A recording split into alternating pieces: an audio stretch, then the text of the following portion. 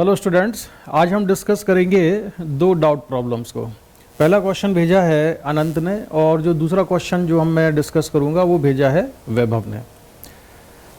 Question जो भेजा है अनंत ने, जो कि आप स्क्रीन पर देख रहे हो, ये क्वेश्चन है बीट्स से रिलेटेड। और इसमें ख़ास बात ये है कि इसमें जो सुपरपोजिशन होता है वो सुपरपोजिशन होता है कितनी बीट वेव्स का, 3 वेव्स का सुपरपोजिशन हो रहा है। इसमें जो सोर्सेज हैं वो कितने सोर्सेज हैं, 3 सोर्सेज लिए गए हैं। जो क्वेश्चन अनंत ने भेजा है वो एग्जैक्टली ये वाला नहीं है, उसका क्वेश्चन मैं पढ़ के सुनाता हूँ आपको। तो अनंत का क्वेश्चन ये है, if 3 sources of sound of equal intensities and having frequencies 300 hertz, 301 hertz and 302 hertz are sounded together, the number of beats heard is. यानी कि इसमें फ्रीक्वेंसीज की न्यूमेरिकल वैल्यूज दी हुई है, 301 हर्ट्ज, 300 हर्ट्ज और 302 हर्ट्ज, इनका सुपरपोजिशन हो रहा है। और मैं जो एग्जांपल ले रहा हूं उस एग्जांपल में क्या है, उस एग्जांपल में ये है कि number of beats heard per second if there are 3 sources of sound of frequencies n-1, n और n+1 है। तो मैंने एक जनरल केस लिया है, दोनों ही क्वेश्चन का आंसर सेम आएगा। और ऐसे क्वेश्चन को सॉल्व करने के लिए अप्रोच कैसे करना है ये भी मैं आपको बताता हूं। एक्चुअली मैक्सिमम क्वेश्चन जो हम लोग सॉल्व करते हैं बीट्स पर, या जेईई मेंस में जो मैक्सिमम क्वेश्चंस आए हुए हैं उन क्वेश्चंस में सुपरपोजिशन होता है 2 वेव्स का। एक की फ्रीक्वेंसी है सपोज f1, दूसरे की फ्रीक्वेंसी है f2, तो बीट फ्रीक्वेंसी कितनी हो जाती है, f1 माइनस f2 के बराबर, या f2 माइनस f1 जो भी है, मॉड लेते हैं उसका। लेकिन अगर नंबर ऑफ सोर्सेज 3 हो, मोर देन 2, तब क्वेश्चन को कैसे सॉल्व करना है तो वो हम यहाँ पर देखेंगे। अभी यहाँ पर तो आप देख रहे हो, इसमें एक वेव की फ्रीक्वेंसी है n, एक की n-1 और एक की n+1 है। तो 3 वेव्स आ रही हैं इसमें। There are 3 waves which are reaching at a point and after superposition of these 3 waves we get beats. और बीट फ्रीक्वेंसी हमको निकालनी है। मैंने मान लिया कि जिस पॉइंट पर सुपरपोजिशन हो रहा है वो पॉइंट कौन सा है, वो ओरिजिन है। तो जो वेव की इक्वेशन होती है, जिसको कि हम इस तरह से लिखते हैं, y equal to a sine omega t minus k x, ये वेव की इक्वेशन है।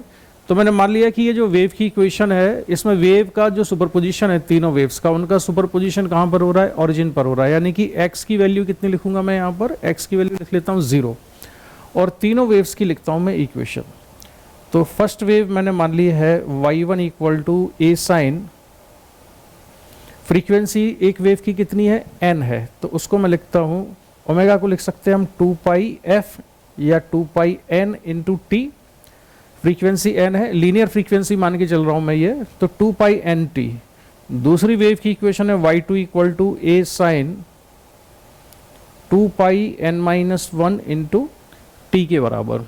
और जो तीसरी वेव है वो है y3 equal to a sine 2πn+1 into t के बराबर। तो ये 3 वेव्स हैं और इन तीनों वेव्स का होता है सुपरपोजिशन। तो सुपरपोजिशन करा देते हैं तीनों वेव्स का। तो जो इक्वेशन में लिखूंगा आप सुपरपोजिशन के लिए, वो इक्वेशन है y equal to a sine 2πnt plus a sine 2πn-1 into t plus a sine 2πn+1 into t के बराबर। ठीक है, इनका सुपरपोजिशन हो गया। अब देखो यहाँ पर हमारे पास 3 टर्म्स हैं। इन 3 टर्म्स को सॉल्व करने के लिए जो अप्रोच करनी है आपको, वो क्या करना है कि जो फ्रीक्वेंसी मिडिल में है, यानी कि जो फ्रीक्वेंसी n है, यहाँ पर एक फ्रीक्वेंसी n से ज़्यादा है और एक n से कम है। तो जो मिडिल वाली फ्रीक्वेंसी है यानी कि n, उस टर्म को अभी कुछ नहीं करना है। और sine a plus sine b का फॉर्मूला हम लगा देंगे इन 2 वेव्स के लिए। ठीक है, जिसमें एक की फ्रीक्वेंसी है n-1 और दूसरे की है n+1।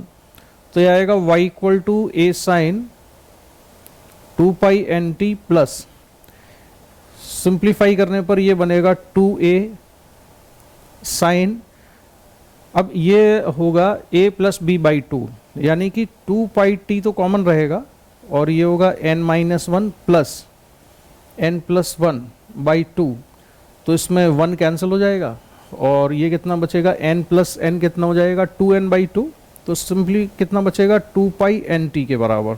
ठीक है, तो मैं लिख देता हूँ इसको साइन 2π/nt के बराबर इनटू कॉस, अब दूसरी टर्म आएगी a माइनस b/2 यानी 2nt into n-1 minus n minus 1, तो इसमें n से n कैंसिल हो जाएगा और ये होगा 2π/nt इंटू -2/2, -2/2 माइनस 1 बचेगा तो बचेगा -2nt। अब cos माइनस थीटा कितना होता है, cos माइनस थीटा होता है cos थीटा के ही बराबर, तो माइनस साइन में यहाँ नहीं ले रहा हूँ, तो मैं इसको लिख लेता हूँ cos 2πt के बराबर। ठीक है, इतना हो गया। ठीक है, तो हम क्या करते हैं, हम इसको सॉल्व करने के लिए जो मिडिल वाली फ्रीक्वेंसी है उस टर्म को वैसे ही रखते हैं, उससे कम वाली फ्रीक्वेंसी और उससे ज़्यादा वाली फ्रीक्वेंसी में साइन ए प्लस साइन बी का हमने फॉर्मूला लगा लिया। अब देखो आगे क्या करना है, अब हम इसमें से साइन 2π/nt इसको कॉमन निकाल देते हैं, तो ये बचेगा a into 1 plus 2 cos 2πt into sine 2π/nt के बराबर। अब जो ये वाली टर्म है a into 1 plus 2 cos πt, जो ये वाली टर्म आप देख रहे हो, ये पूरी टर्म हो जाएगी एम्पलीट्यूड के बराबर, क्योंकि इसमें जो फ्रीक्वेंसी है इस टर्म में, वो फ्रीक्वेंसी जिन वेव का सुपरपोजिशन हुआ है उन वेव की फ्रीक्वेंसी के आसपास भी नहीं है, लेकिन इस वाली टर्म में जो फ्रीक्वेंसी है वो उसी के आसपास है जिनका सुपरपोजिशन हुआ था, यानी n का n-1 और n+1 का। ठीक है, तो एम्पलीट्यूड में लिख लूँगा यहाँ पर इसका a equal to small a 1 plus 2 cos 2πt के बराबर, इतना हो गया। अब हमको बीट फ्रीक्वेंसी निकालना है। बीट फ्रीक्वेंसी निकालने का मतलब ये है कि पहले आपको ये चेक करना होगा कि टाइम पीरियड कितना है। टाइम पीरियड का मतलब ये है कि एक मैक्सिमम इंटेंसिटी से दूसरी मैक्सिमम इंटेंसिटी के बीच में कितना टाइम इंटरवल है। मिनिमम में भी निकाल सकते हो कि एक मिनिमम इंटेंसिटी से दूसरी मिनिमम इंटेंसिटी के बीच में कितना टाइम इंटरवल है। ठीक है, तो इसको मैं यहाँ से क्लियर करता हूँ और केवल एम्पलीट्यूड को यहाँ पर बचा के रखता हूँ। अब देखो इंटेंसिटी मैक्सिमम तब होगी जबकि एम्पलीट्यूड मैक्सिमम हो, और एम्पलीट्यूड ये जो आप देख रहे हो ये एम्पलीट्यूड कब मैक्सिमम होगा, जबकि cos 2πt वाली टर्म मैक्सिमम हो जाए। cos 2πt की मैक्सिमम वैल्यू कितनी होगी, +1, और जब ये +1 होगा तो ये बचेगा 2, ये +1 यानी कि 3, तो कैपिटल A की वैल्यू कितनी आ जाएगी 3a के बराबर। तो जो मैक्सिमम एम्पलीट्यूड आएगा यहाँ पर वो कितना होगा 3 इंटू स्मॉल a के बराबर। ठीक है, तो A मैक्सिमम पॉसिबल है 3a, और वो कब पॉसिबल है, when cos 2πt equal to +1। अब ये +1 किन किन वैल्यूज पर आएगा, टाइम की कौन कौन सी, तो इस पर मैं लिखता हूं कि जब t इक्वल टू 0 है, व्हेन t इक्वल टू 0, तब cos 2π इंटू 0 इक्वल टू ये कितना हो जाएगा 1 के इक्वल। इसके बाद व्हेन t इक्वल टू, इसके बाद हमें लिखना होगा इसमें 1, तो ये हो जाएगा cos 2π इंटू 1, यानी कि cos 2π की वैल्यू भी 1 आएगी। फिर हम लिख देते हैं व्हेन t इक्वल टू 2, तो ये हो जाएगा cos 4π, और cos 4π की वैल्यू भी कितनी आएगी 1, और इस तरह से आता जाएगा। हमें और आगे वैल्यूज लिखने की जरूरत नहीं है, क्योंकि इससे हमको आइडिया लग गया है कि जो एम्पलीट्यूड है वो कौन कौन से टाइम पर मैक्सिमम हो रहा है। और हम ये भी जानते हैं कि जो इंटेंसिटी होती है I, it is proportional to square of amplitude. तो जब एम्पलीट्यूड का जो स्क्वायर है या एम्पलीट्यूड मैक्सिमम होगा तो इंटेंसिटी भी मैक्सिमम हो जाएगी। तो दो मैक्सिमम इंटेंसिटी के बीच का टाइम इंटरवल कितना है, t इक्वल टू 0 पर इंटेंसिटी मैक्सिमम होगी, t इक्वल टू 1 सेकंड पर होगी, t इक्वल टू 2 सेकंड पर होगी। तो 0 पर मैक्सिमम है, फिर 1 पर मैक्सिमम है, तो टाइम इंटरवल कितना है 1। इसके बाद 1 पर मैक्सिमम है तो फिर 2 सेकंड पर है, तो टाइम इंटरवल कितना है 1 second. So time period t equal to 1 second. और बीट फ्रीक्वेंसी होती है, बीट फ्रीक्वेंसी f हो जाएगी यहाँ पे रेसिप्रोकल ऑफ टाइम पीरियड, तो f इक्वल टू आएगा 1/1 यानी कि 1। तो इस क्वेश्चन का आंसर कौन सा हो जाएगा, इसका बी ऑप्शन करेक्ट होगा। ठीक है, तो correct option of this question is B, और बीट फ्रीक्वेंसी कितनी है 1 के इक्वल है। ठीक है। तो ये तो हो गया क्वेश्चन जो कि भेजा था अनंत ने। दूसरा क्वेश्चन है हमारे पास जो कि भेजा है वैभव ने। तो ये क्वेश्चन है आस्क्ड बाय वैभव। ठीक है, तो जरा इस क्वेश्चन का स्टेटमेंट पढ़ लेते हैं कि इसमें हो क्या रहा है। क्वेश्चन ये कहता है given below are two statements, one is labelled as assertion A and the other is labelled as reason R. तो असर्शन ए क्या है?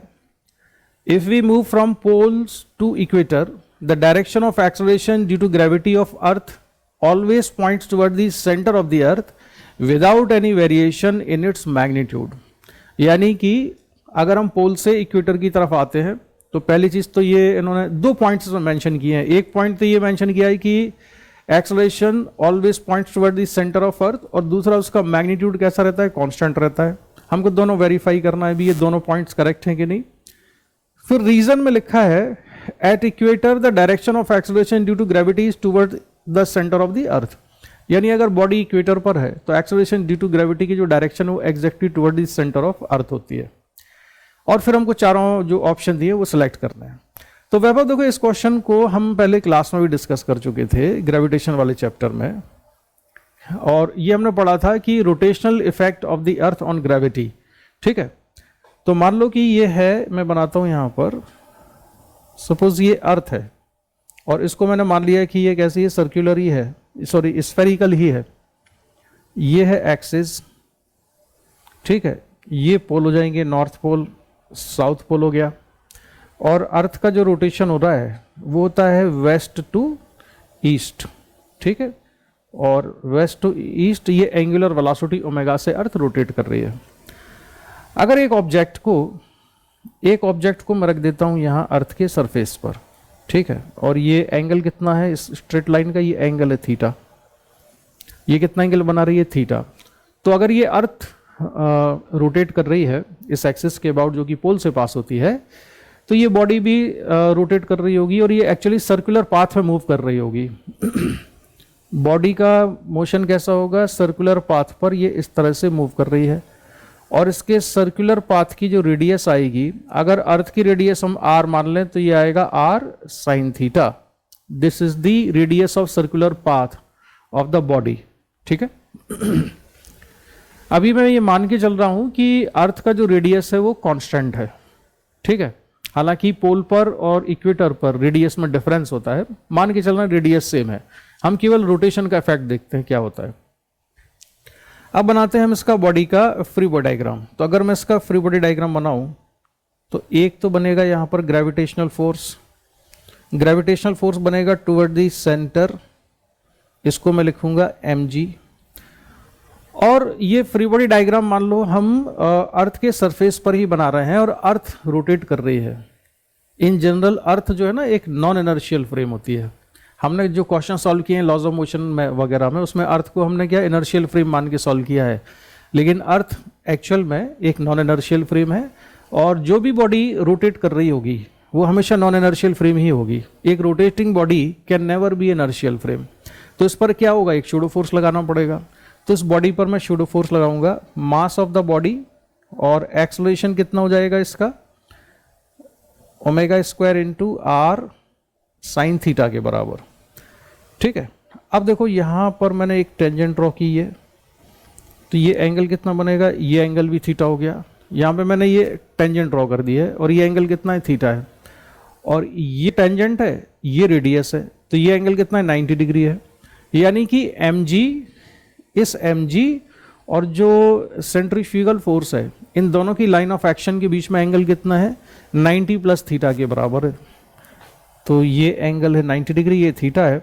तो अगर मुझे रिजल्टेंट लिखना हुआ इन दोनों का, किसका? mg का और सेंट्रीफ्यूगल फोर्स का, तो इसका रिजल्टेंट कैसे लिखा जाएगा? इसका रिजल्टेंट हम लिखेंगे under root a square plus B square plus 2ab cos theta वाले से। तो ये होगा mg का square plus m omega square r sine theta का square plus 2ab cos theta. तो 2a यानी mg बी यानी M omega square R sine theta और कॉस 90 प्लस थीटा, क्योंकि दोनों वेक्टर के बीच में एंगल 90 प्लस थीटा है। कौन से दोनों वेक्टर के बीच में? ग्रेविटेशनल फोर्स जो अर्थ ने लगाया ये, और ये जो सेंट्रीफ्यूगल फोर्स है, इन दोनों का जो रिजल्टेंट आएगा उसको हम कहेंगे इफेक्टिव ग्रेविटेशनल फोर्स, या उससे इफेक्टिव ग्रेविटी निकालते हैं और उसको हम लिख देते हैं एम जी डैश के बराबर। ठीक है, इसको हमने क्या लिख दिया है? M G dash. अब मैं इसको पूरा सॉल्व नहीं करूंगा, कुछ अप्रॉक्सीमेशन वगैरह सारा कुछ करने के बाद फाइनली जो रिजल्ट हमने निकाला था वो रिजल्ट होता है G effective equal to G minus omega square R sine square theta. तो जो भी स्टूडेंट्स ये देख रहे हैं उन्हें ये वाला जो फॉर्मूला है ना इफेक्टिव ग्रेविटी के लिए, ये याद रखना है। ये किस केस में अप्लाई करना है? ये आपको अप्लाई करना है जब रोटेशनल इफेक्ट लेना हो ग्रेविटी पर। तो G minus omega square R sine square theta. अब इसमें देखो, अगर बॉडी पोल पर है यहां पर, तो थीटा की वैल्यू कितनी हो जाएगी? ये जो थीटा था, ये थीटा यहां पर 0 हो जाएगा। थीटा अगर यहां पर मैं 0 रखता हूं तो साइन स्क्वायर थीटा 1, यानी जी में से एक बड़ा जो चीज सब्ट्रैक्ट होगी वो कितनी होगी? 0 होगी। साइन थीटा 0 हो जाएगा, यानी कि इफेक्टिव ग्रेविटी पोल पर एक्चुअल ग्रेविटी के ही बराबर है। इक्वेटर पर आ गए। अगर हम यहाँ इक्वेटर पर आ जाते हैं तो यहाँ थीटा की वैल्यू 90 डिग्री होगी, और अगर मैंने यहाँ पे थीटा को 90 डिग्री रखा तो साइन स्क्वायर थीटा 1 होगा, और जी में से सबसे बड़ा अमाउंट सब्ट्रैक्ट होगा, यानी कि जी इफेक्टिव कैसा हो जाएगा? यहाँ पर मिनिमम हो जाएगा। तो पहली चीज तो यह है कि अर्थ के रोटेशनल इफेक्ट को अगर हम कंसीडर करते हैं तो मैग्नीट्यूड भी चेंज हो रहा है, डायरेक्शन भी चेंज हो रही है। डायरेक्शन कैसे चेंज हो रही है? जैसे जो डायग्राम मैंने यहाँ पर बनाया हुआ था, यहाँ पर जो इफेक्टिव ग्रेविटी है वो ये वाला फोर्स और जो ये वाला फोर्स है, इन दोनों का जो रिजल्टेंट आएगा उस रिजल्टेंट की डायरेक्शन में होगा यहाँ पर, यानी जी इफेक्टिव की जो डायरेक्शन है इधर होगी। ये जी इफेक्टिव की डायरेक्शन है। ठीक है, जी इफेक्टिव। अब अगर बॉडी पोल पर रखी हुई है, सॉरी इक्वेटर पर रखी हुई है, अगर बॉडी इक्वेटर पर है तो ये मैंने रख दिया बॉडी को इक्वेटर पर। तो इक्वेटर पर अगर हम रख देते हैं बॉडी को तो ग्रेविटेशनल फोर्स तो लगेगा यहाँ, ग्रेविटेशनल फोर्स तो टुवर्ड द सेंटर लगेगा, पहले भी वहीं लग रहा था। लेकिन जो शूडो फोर्स है उसकी डायरेक्शन जस्ट अपोजिट टू, या सेंट्रीफ्यूगल फोर्स की डायरेक्शन हो जाएगी एम ओमेगा स्क्वायर आर। और अगर इन दोनों का रिजल्टेंट जब आएगा तो इन दोनों का resultant actually toward the centre of earth ही आएगा। ठीक है, यहां पर इस वाली पोजीशन पर जब बॉडी थी तो इन दोनों फोर्सेस का रिजल्टेंट, इसका और इसका, exactly toward the centre of अर्थ नहीं था, लेकिन जब बॉडी यहां पर है तो उसका जो रिजल्टेंट है exactly toward the centre of अर्थ आएगा। ठीक है, तो अब इसमें से ऑप्शन कौन से करेक्ट है अपने आप देख सकते हो, यानी कि असर्शन ए इज रॉन्ग और रीजन आर में जो स्टेटमेंट लिखा हुआ है वो स्टेटमेंट कैसा है? सही है। ठीक है, स्टेटमेंट में क्या था? रीजन आर में equator, at equator the direction of acceleration due to the gravity is towards the centre of the earth in the light of ever two statement. तो 16, तो काम हमारा हो चुका है। मतलब की बात आप समझ ही गए होंगे कि असर्शन ए गलत है, इसमें दोनों चीजें गलत हैं। एक तो डायरेक्शन भी टुवर्ड द सेंटर ऑफ अर्थ नहीं है असर्शन ए में जो हर पॉइंट पर, और दूसरा यही कि उसका मैग्नीट्यूड भी कांस्टेंट नहीं है, मैग्नीट्यूड भी चेंज हो रहा है, और रीजन में जो स्टेटमेंट लिखा हुआ है वो सही है। ठीक है, अब आंसर अपने आप से आप कर लेना। तो स्टूडेंट्स, इन दोनों क्वेश्चंस का डिस्कशन मैं यहीं पर कंप्लीट करता हूं। इन दोनों क्वेश्चन से जो चीज आपने सीखी, उसमें जो पहला क्वेश्चन था उसमें तो मैंने आपको ये बताया कि अगर सुपरपोजिशन में number of waves more than 2 हैं तो आपको अप्रोच कैसे करना है। और जो ये वाला क्वेश्चन है, इस क्वेश्चन को सॉल्व करने के लिए आपको ये सारी मेहनत नहीं करनी है। इस क्वेश्चन को सॉल्व करने के लिए स्पेशली जेई मेन लेवल के जो क्वेश्चंस होते हैं, आपको इस फॉर्मूले को डायरेक्ट याद रखना है। ठीक है, G minus omega square R sine square theta. एक और चीज याद रखना, थीटा का मेजरमेंट हमने कहां से किया है? थीटा का मेजरमेंट इसमें वर्टिकल से है, हॉरिजॉन्टल से नहीं है। बहुत स्टूडेंट्स मिस्टेक कर देते हैं इसमें। तो स्टूडेंट्स, इसी के साथ इसके डिस्कशन को मैं कंप्लीट करता हूं। Bye bye.